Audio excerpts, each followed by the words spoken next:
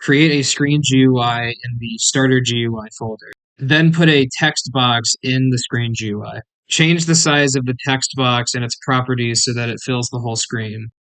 Then check the text scaled box. Now you can replace the text with whatever you want and it will scale to fit the box and fill the whole screen.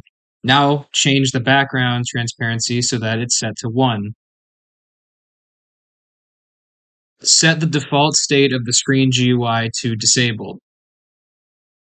Create the part that the player will touch to enable the screen GUI.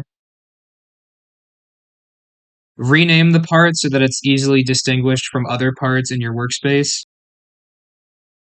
Now add a script underneath the part. Rename the script so that it's easily distinguishable from other scripts that may be in the part. Establish a variable for the parent of the script. Now create a function that is based off of hit. What hit does is detect when something is touching the object. Now we need to establish a variable that will get the local player just by touching the object. Now we have everything we need to create an if statement that will enable and disable the GUI.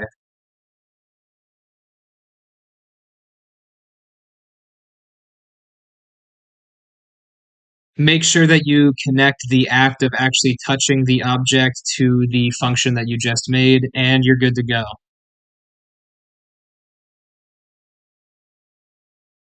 Press play and play test, and this is what should happen.